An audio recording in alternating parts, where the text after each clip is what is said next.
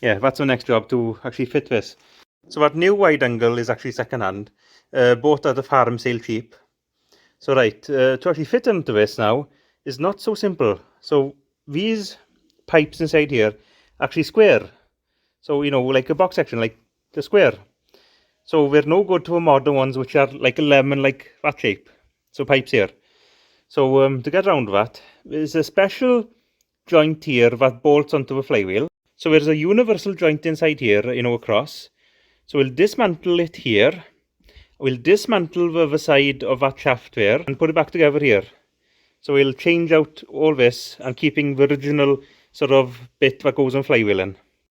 So taking this shaft off now, the baler, it's a special yoke here you can see, which has the over and clutch as part of it. So I'll take it off and swap the joint here. To actually get this off, there's a bolt in the middle, see there, and you need one of these ring spanners. You'll have to get one of these because of offset there. And it's 11/16, and as you see it just fits inside there, and you can actually slacken it. So I'll take this off here, so you can actually put it in vice and swap this over. But I've noticed something wrong with it. See the shear bolt there? Where's the end? As you see inside the shear bolt flange there, the shear bolt has sheared, and it's only holding on by a thread onto this. So yeah, sheared will actually stop it. Bit of luck there, nothing damaged, nothing really. It didn't block anything with me, but it has sheared. Maybe it's gone slack. So we'll have to change that now before next year. Lucky to spot it now before we went on stop, really. So what I'm up to now is basically making up one shaft out of 3 of them. So right, first one comes into it this is the other side of a wide angle, but it's too short and the guard's a bit damaged as well. So right, but the cross on that is the same as a baler, so I'll take the yoke off the original one, so that's one shaft, put it on the yoke of that, so that's the second shaft. Then this third one is the right length tube and has a nice guard on it.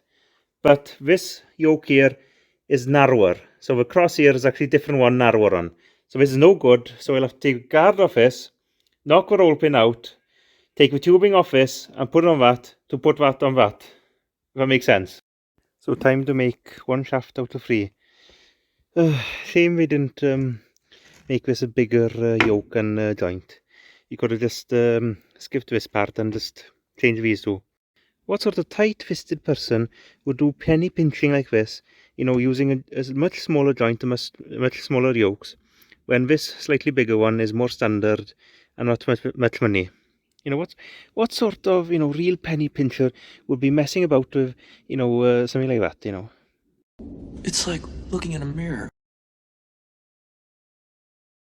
I'll be honest with you, this is actual first universal joint I've changed myself. I've messed about with tubes and guards, but I haven't actually done this. The old man usually deals with it, but I've seen him do it a few times, so I'd have a go with myself. That is my own machine. So I did it anyway. So I managed to keep all the needles inside the cups and reuse the joint. That was good anyway.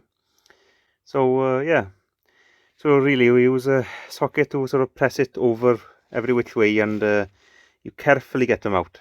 So a job to try to film it, but I've managed it anyway. Great success. So some of these old water-shield guards, you can actually change the pipe. So you see the pegs there, I've slid a new pipe over it. Here's the old one. So see the holes there? You slide it over and these holes clip into these. So we can lever it off, old ones off. This one's had it really. So I've found a offcut or a spare one. I've pushed it on up to these pegs, and now I've just marked it off where I need to drill the holes in this new pipe really. Nice. So pretty much I'm nearly done with this wide angle shaft. I've changed this over to this, and I've kept the old joint all intact with tape around it and put the guard back. So I'll keep this. If I find another one of these, I'll put it back on this, and it's only one bolt here to actually swap it over. So if this ever gives problems, I could swap over to this again. So just a thought really that I added anyway. Next thing is I've left the garden office, so I'm going to put this on the machine, back a tractor up to it and see if the length is right.